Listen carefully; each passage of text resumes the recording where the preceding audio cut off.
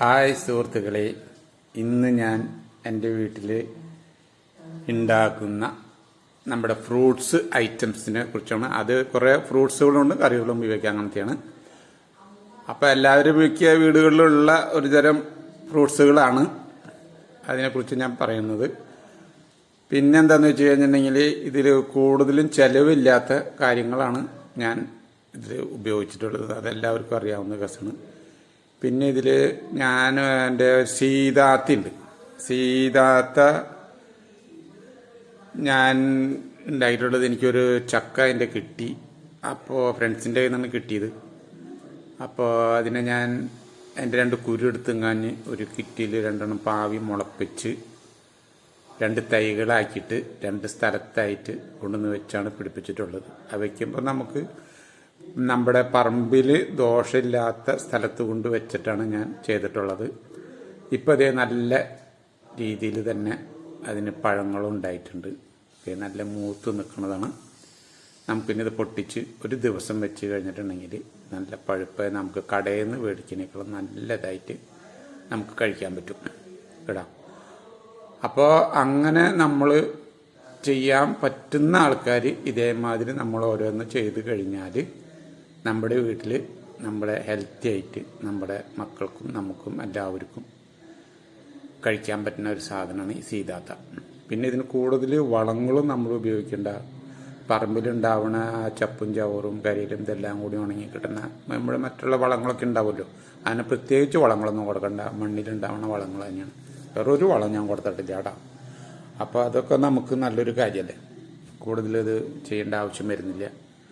പിന്നെ അതേപോലെ തന്നെയാണ് നമ്മുടെ ഒരു വീട്ടിൽ ഒരു പേര ഉണ്ടായിക്കഴിഞ്ഞിട്ടുണ്ടെങ്കിൽ നമ്മുടെ മുറ്റത്തോ അല്ലെങ്കിൽ നമ്മുടെ ഇതേമാതിരി തന്നെ ഒഴിഞ്ഞ സ്ഥലമായിട്ടുള്ള കണ്ടീഷനിൽ നമുക്കൊരു പേരത്തൈ ഉണ്ടായിട്ടുണ്ടെങ്കിൽ അതിനും നമുക്ക് നല്ല രീതിയിൽ തന്നെ പേരക്കായ ഉണ്ടായിക്കഴിഞ്ഞാൽ നമുക്ക് പൊട്ടിച്ച് കഴിക്കാനും എല്ലാത്തിനും നല്ലതല്ലേ.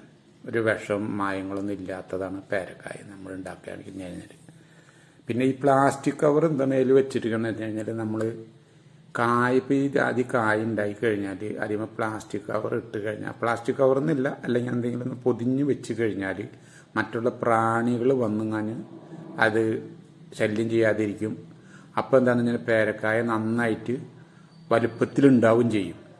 അല്ലെങ്കിൽ നമ്മുടെ ഈ പേരക്കായയുടെ ഏതെങ്കിലും ഒരു സ്ഥലത്ത് കറുത്ത മുരടിപ്പ് വരണ മാതിരി വരും. പിന്നെ പേരക്കായ വലുതാവില്ല, അവിടെ ഒരു കല്ലപ്പ് വരണ മാതിരി വരും. അപ്പോൾ ഈ മൂടി വെച്ച് ഉണ്ടായി കഴിഞ്ഞിട്ടുണ്ടെങ്കിൽ നല്ലതാണ്, നല്ല വലുപ്പത്തിലായും ചെയ്യും, നല്ല പേരക്കായിട്ട് വരും. ഞാൻ അങ്ങനെയാണ് ചെയ്യുന്നത്. അതിൻ്റെ പേരിലാണ് ഞാൻ പറയാൻ കാരണം കേട്ടോ. ഇതൊക്കെ നമുക്ക് ഒന്നൊരു വളം കൊടുക്കാണ്ട് ഉണ്ടാവുന്ന സാധനം നമ്മുടെ പറമ്പിൽ വെച്ച് കഴിഞ്ഞാൽ. അപ്പോൾ ഇതൊക്കെയാണ് ഞാൻ പറയുന്നത്. വാഴപ്പഴമായാലും പപ്പായ ആയാലും ഇതൊക്കെ നമുക്ക് കൂടുതൽ ചിലവില്ലാണ്ട് ചെയ്യാൻ പറ്റുന്നൊരു വാഴപ്പഴമാണ്.